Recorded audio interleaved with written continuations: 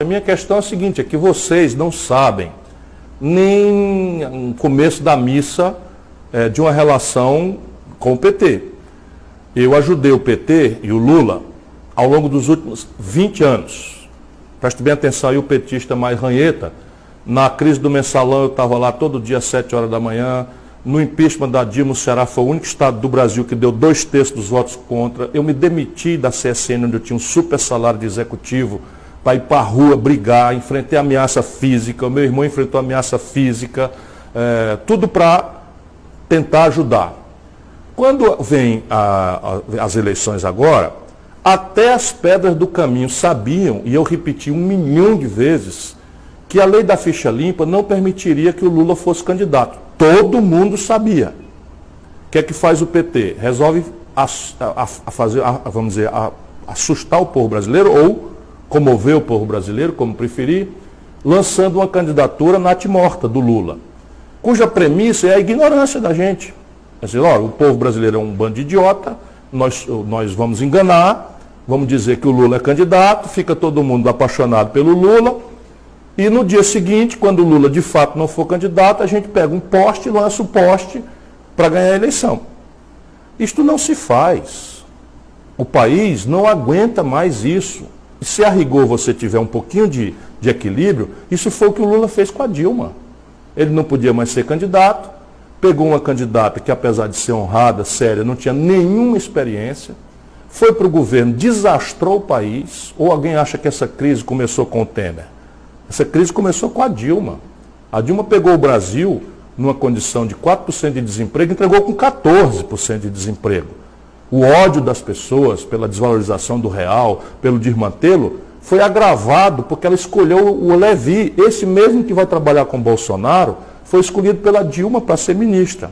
Aí esquece tudo, dá no impedimento, compromete a democracia do país. Quem faz o golpe é o Renan Calheiros e o Eunício Oliveira, que são os senadores que comandam o Senado brasileiro, e o seu Lula acerta com o Renan Calheiros e com o Eunício Oliveira a votação no Haddad.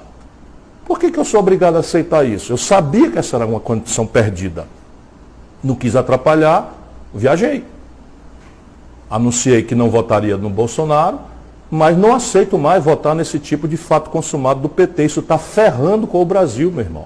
A maior força vitoriosa hoje no país não é o direitismo, não é o fascismo do Bolsonaro, é o antipetismo.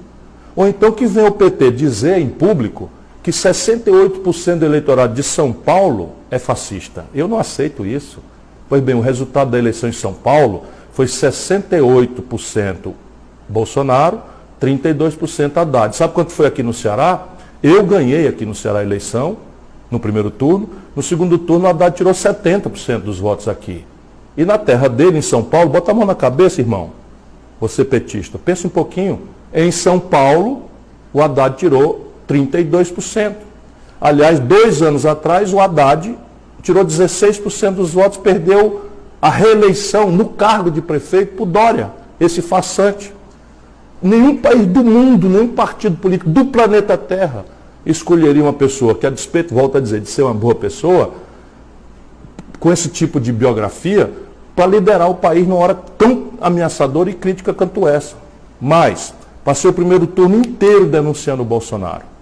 Agora, eu desafio um petista a mostrar uma frase de um petista graduado, ou muito menos do Haddad, no primeiro turno, contra o Bolsonaro. Essa é a questão. Então, repare bem, isso é o que está visto. Bastidor. PT meteu dinheiro na campanha, PT pagou fake news na internet, PT pagou grupo de agressão no WhatsApp. E sabe contra quem? Não foi contra o Bolsonaro, tudo contra mim.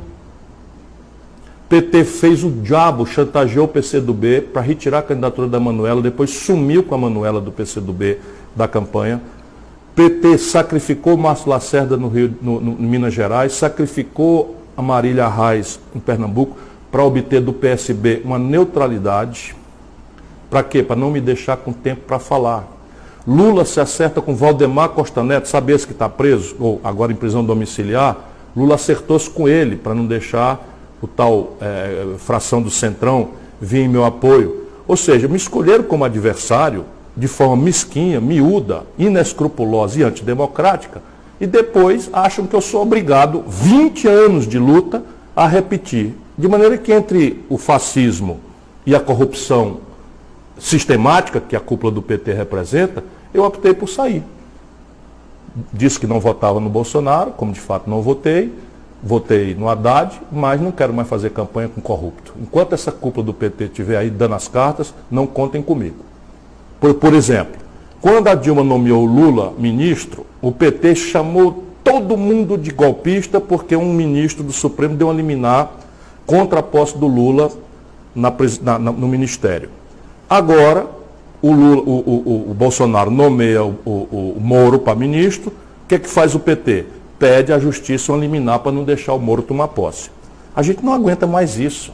Na prática são iguais. Nós precisamos encerrar essa crônica e garantir o rito da democracia. Qual é? A maioria vota, escolhe quem foi eleito e o eleito vai governar. Cabendo a nós, num primeiro momento, cumprimentar, reconhecer a vitória e, no segundo momento, cobrar, exigir. E, nesse momento, como houve um grande terror espalhado pela cúpula do PT de que há um risco à democracia, nós precisamos estimular o Bolsonaro a jogar o jogo democrático. E a forma de fazer isso é cercá-lo com as instituições. O parlamento é o mais importante, mas na medida em que o PT cooptou praticamente ou aparelhou as instituições da sociedade civil brasileira, nossa sociedade civil hoje está muito frágil, muito debilitada. Deixa eu ver se eu explico bem para vocês. Cadê o exército do Stedley? Uma pergunta, cadê o exército do MST? E entope o MST de dinheiro, tal, coopta, aí pega o MST, pega lá 3 companheiros, 4 companheiros de boa fé, fanatizados pela crônica, bota para fazer greve de fome. Cadê a greve de fome? Lembra? Pegaram 5 companheiros do MST, pobres, e fizeram uma greve de fome em Brasília, reclamando da liberdade do Lula. Percebe? Isso ninguém aguenta mais no Brasil. É preciso que a gente vire essa página e jogue o jogo, volto a dizer, da democracia. E a democracia no Brasil, até o presente momento, ainda está preservada. E esse é o nosso movimento. Nosso movimento é proteger a democracia. O Eric pergunta sobre isolar o PT da oposição. Nós não queremos isolar o PT. O PT vive de mimimi, faz e acontece com todo mundo e não arca com as consequências dos seus atos. Não é? Todo mundo sabia que uma candidatura do Lula, fraudulenta como era, substituída por um candidato que não era conhecido pelo Brasil, elegeria o Bolsonaro.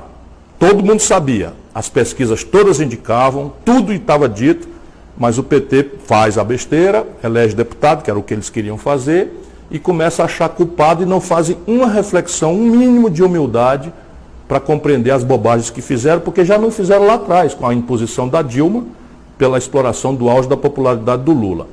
E agora a grande questão é essa. Quer dizer, nós vamos fazer o que com o Brasil? Esperar que a cúpula do PT vá toda semana a Curitiba, perguntar ao Lula o que é para fazer? Isso, o Brasil não aguenta isso. Nós não podemos ficar cultivando esse caudilismo sul-americano, tisnado de ladroeira para todo lado, e considerar o povo brasileiro culpado. Volto a dizer, alguém no PT assume que está dizendo que 70% do eleitorado do Rio de Janeiro é fascista? Pois essa proporção de gente que votou no Bolsonaro. Alguém assume no PT que mais de 65% do eleitorado de Minas Gerais é fascista, é de direita, quando o Lula ganhou as eleições nesses 3 estados, todas as vezes? Essa é uma questão que a gente precisa pensar. Eu respeito o povo brasileiro. Quis muito que votasse em mim.